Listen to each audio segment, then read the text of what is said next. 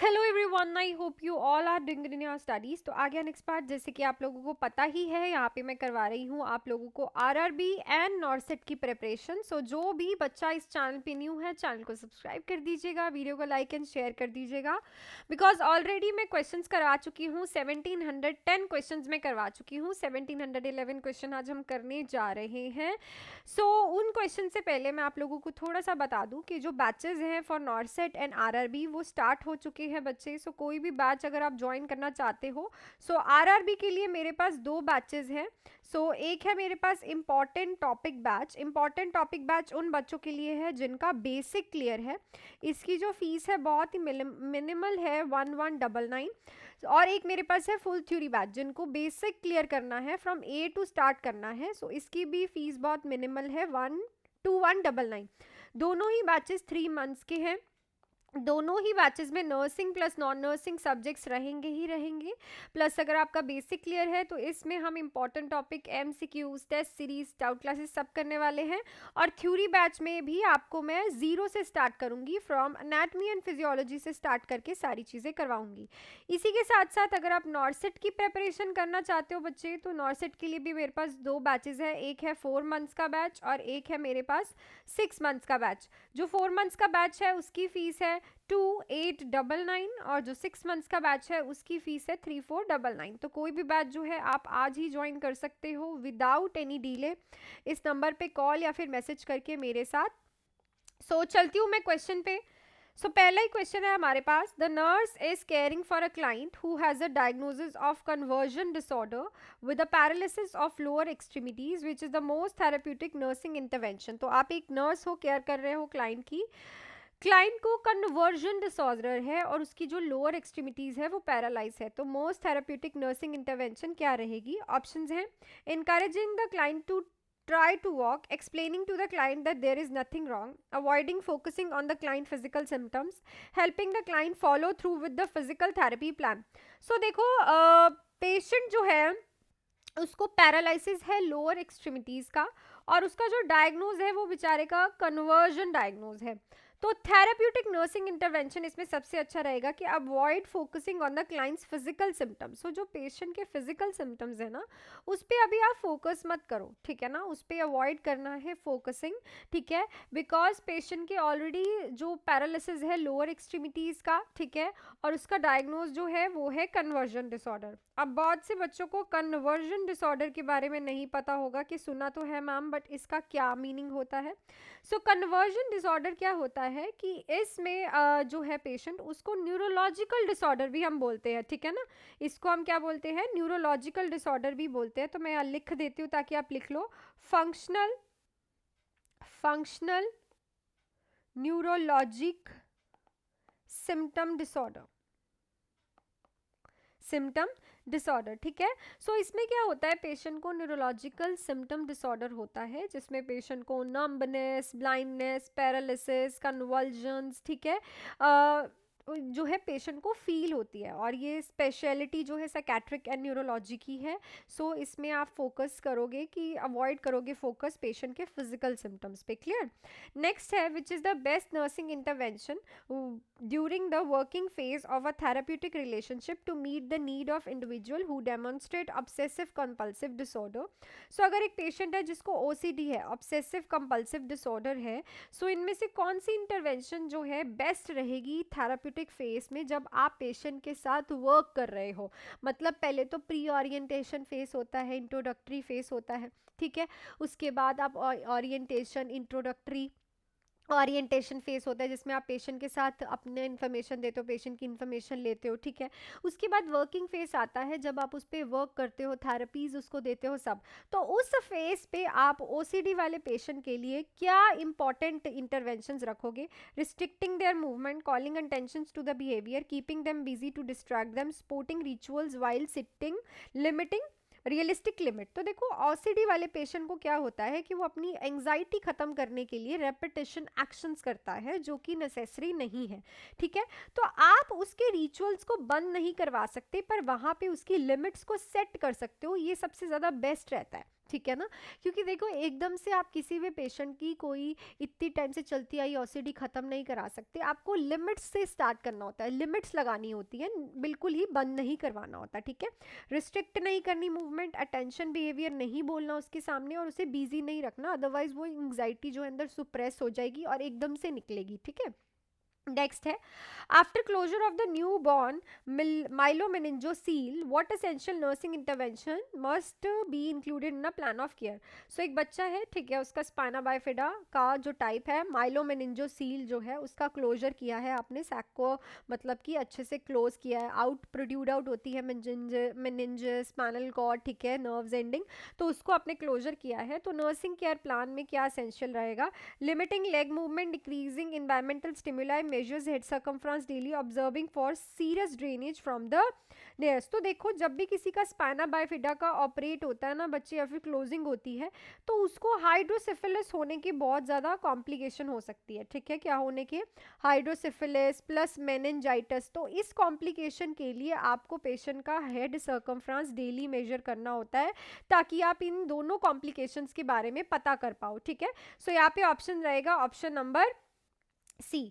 Next है, 1 year old infant has been admitted with a tentative diagnosis of bacterial meningitis. A lumbar puncture is performed to confirm the diagnosis. What laboratory report of a spinal fluid should support this diagnose. तो आप एक patient है, bacterial meningitis है, मतलब bacteria की वजह से उसको मेनिंजेस में इन्फेक्शन एंड इन्फ्लामेशन हुई है, आपने लंबर पंचर किया है और उससे कंफर्म कर दिया डायग्नोस।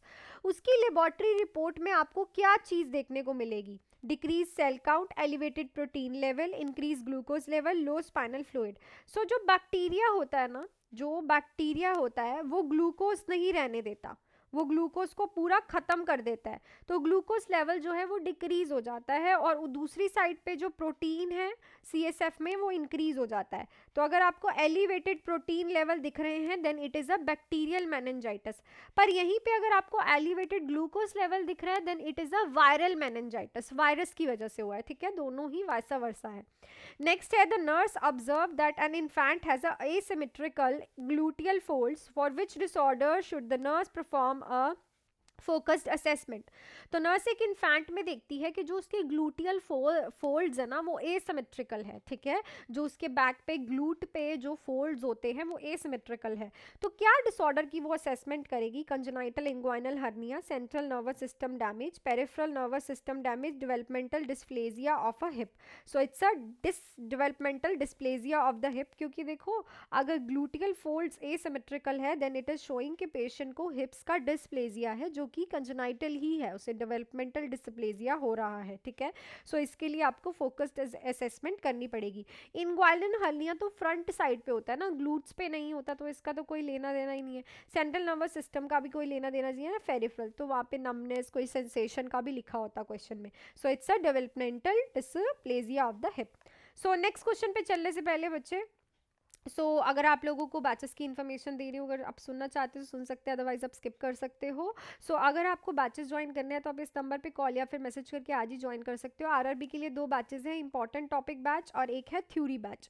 जो इंपॉर्टेंट टॉपिक बैच है उसकी फीस है 1199 और जो थ्योरी बैच है उसकी फीस है 2199, ठीक है। जो नॉर्सेट 8 है उसके लिए भी 2 बैचेस हैं, 4 मंथ्स का बैच है, एक 6 मंथ्स का बैच है। फीसेज मेरी बहुत ज़्यादा अफोर्डेबल है, 4 मंथ्स का 2899, 6 मंथ्स का 3499। सारे के सारे बैचेस में नर्सिंग प्लस नॉन नर्सिंग दोनों सब्जेक्ट्स करवाएंगे, एक्सेप्ट इंपॉर्टेंट टॉपिक बैच उन बच्चों के लिए है जिनका बेसिक क्लियर है, जिनको बेसिक अब क्लियर है, सिर्फ इंपॉर्टेंट चीज़ों पे फोकस करना है। तो ये दोनों जो बैचेस रहेंगे ये दोनों 3 मंथ्स के बैचेस रहेंगे। आप आज ही 7973244089 पे कॉल या फिर मैसेज करके मेरे से आज जो है क्लासेस ज्वाइन कर सकते हो। टाइम आपके पास लिमिटेड है, अब फेस्टिवल सीजन भी खत्म है, so be continued and be consistent. तो क्वेश्चन नेक्स्ट पे चलते हैं। A nurse is caring for a 3 months old infant who is diagnosed with congenital hypothyroidism. What should the nurse parents do told to the probable effect on the infant's future if the treatment is not begin immediately? 3 months old infant है जिसको congenital hypothyroidism है, मतलब कि उसके जो thyroid glands हैं वो already जो है कम हार्मोन रिलीज कर रहे हैं कंजेनाइटली। तो पेरेंट्स के लिए इस इन्फेंट के फ्यूचर के लिए क्या चीज़ जो है उन्हें what should the parents to told probable effect on the infant future if treatment is not begin immediately. तो आपको पेरेंट्स को कुछ बताना पड़ेगा कि इस ट्रीटमेंट की वजह से पेशेंट को फ्यूचर में प्रॉब्लम हो सकती है, तो उसका ट्रीटमेंट अभी से करो, अदरवाइज प्रॉब्लम हो जाएगी। So it's myxoedema, thyroxine, spastic paralysis, mental retardation. So it's a mental retardation. Mental retardation जो है, अगर किसी को कॉन्जेनाइटल हाइपोथायराइडिज्म है तो उसको हमें पहले से ही ट्रीट करना स्टार्ट करना होता है, अदरवाइज फ्यूचर में इस चीज़ के बारे में आप टीच करोगे पेरेंट्स को। नेक्स्ट है placenta previa and abruptio placenta are example of. तो placenta previa and abruptio placenta किसका एग्जाम्पल है? एंटीपार्टम हैमरेज का, पोस्टपार्टम हैमरेज, एक्लैम्पशिया या फिर vesicular mole. So it's a antepartum haemorrhage. किसका है ये?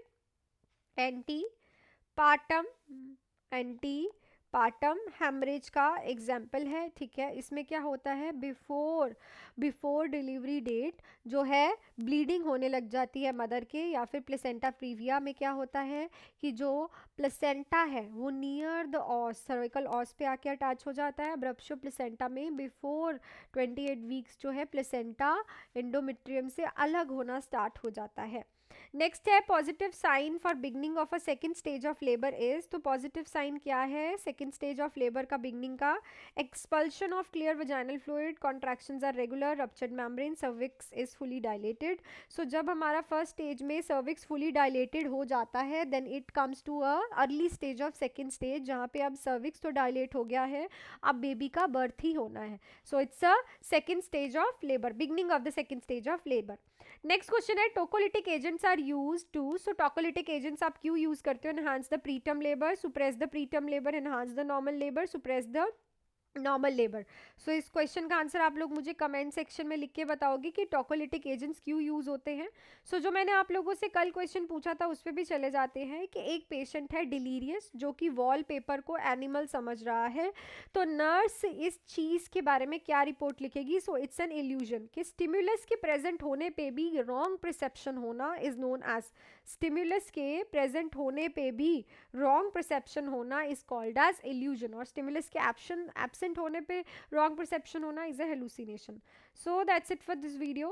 आई थिंक क्वेश्चंस आपको क्लियर हो गए होंगे, और अगर आपको कोई भी डाउट है तो आप लिख सकते हो कमेंट सेक्शन में। अदरवाइज अगर आपको बैचेस के रिलेटेड इन्फॉर्मेशन चाहिए तो आप इस नंबर पे कॉल या फिर मैसेज करके आज ही मेरे साथ कोई भी बैच ज्वाइन कर सकते हो।